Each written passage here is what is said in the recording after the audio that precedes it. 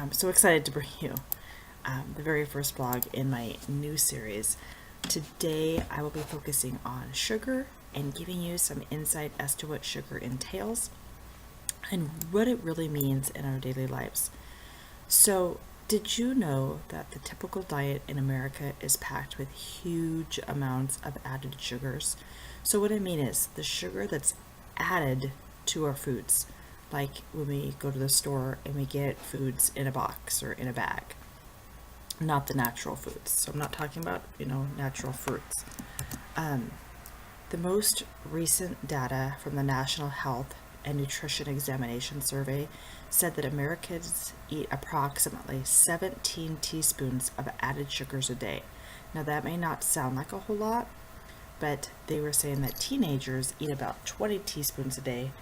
And as I said, that still may not sound like a whole lot, but to put this in perspective, the amount that American Heart Association recommends is only 9 or fewer teaspoons per day for men and only 6 teaspoons for women and children. So, and I also want to put a little bit of a warning out there. Children under the age of 2 should not be eating any added sugars at all. And that is according to the American Heart Association. So I think we can all agree that having too much sugar is bad for us. I think we all realize that. We read about it, we hear about it, we experience it. But I wanted to give you some additional insight into it. Added sugars are associated with an increased risk of overweight and obesity type conditions.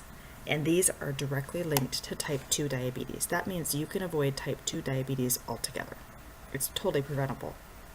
The odds of being overweight or obese were 54% greater among people that ate the most amount of sugars compared with those that ate the least amount of sugars. So sugar has a specific metabolic effect on your body that contributes to weight gain. So most sugars are a combo of two things. There's fructose and there's glucose. Having too much of that glucose raises your blood sugar and insulin. Then when your insulin is raised too much, that's linked to weight gain, and an overload of fructose goes straight to your liver and limits the ability to process it effectively. So I know, what about those people who eat a bunch of sugar and they don't gain weight? Or maybe it's you. I mean, you're like, hey, this doesn't apply to me. I don't believe in it because I don't gain a lot of weight from sugar. Well, if your sweet tooth hasn't made you gain weight, it could still be putting you at a risk for heart disease. So those people who got 17 to 21% of their calories from added sugars had a higher risk of dying from heart disease than those who only got a little bit of sugar in their diet. The trickiest thing about cutting back on sugar is that you cannot rely on food labels in order to guide you. You can't. There is a plan from the FDA. They want to revamp those food labels, but it's been postponed. But some companies, such as Campbell's and Mars, are using the new labels on some of their products. So look at the Campbell's and Mars labels and see what those new labels are supposed to look like. But other than that, you can't really rely on them. So here's some steps to decrease your sugar tooth. So the first thing to do is when you're drinking that pop that has full-on sugar, your Pepsis, your Cokes, your Mountain Dews, your bottled iced teas, even the sports drinks, Gatorade and so forth. You want to swap those for like a seltzer water with a splash of no sugar added juice, or better yet, grab a bottle of water, get some water in there, and then squeeze a lemon or a lime or put some fruit in there. The second way you can reduce your sugar intake is to reduce your portion sizes of your desserts and other sweets, or just don't eat them. You don't have to have dessert every single day. That's one thing that I always thought I had to do, is have a dessert every single day. You don't. Here's another step. Learn all of the sugar synonyms. The following words mean added sugars, which is what you want to avoid. Okay, ready? Here it comes because it's a long one. Agave syrup, cane sugar, cane juice, coconut sugar, corn syrup, I know we all know that one, corn syrup, fruit juice concentrate, honey, and almost everything that ends in OSE. Another way to help reduce your sugar intake is to scan for the hidden sugars in foods. Look at your bread. Look at your granola. It's not always healthy. There's tons of sugar in there. Look at your pasta sauce. The best pasta sauce, make it your own. Buy some full-on, no salt, no sugar tomato sauce and make your own. And also frozen dinners. Take a look at the sugar in there and the hidden sugar, as well as salad dressing. Did you know that 3/4 of the packaged foods on the store shelves have added sugars? Yeah, it's crazy. The next tip is to add your own sugar to your food or use plant-based sugar such as stevia or Truvia. Stevia is my favorite. You don't need a whole lot. I put it on my strawberries and you don't need a whole lot. I found out very quickly the amount of sugar or plant-based sugar that I put on my strawberries is like a fourth less than what I would use with regular sugar.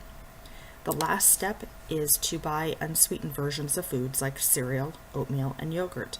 You don't need Captain Crunch. Grab Kix.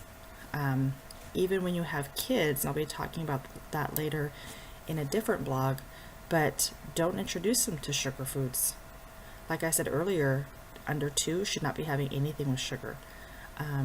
My suggestion is not to introduce your children to sugar at all for as long as you can. And just buy those non-sugar cereals.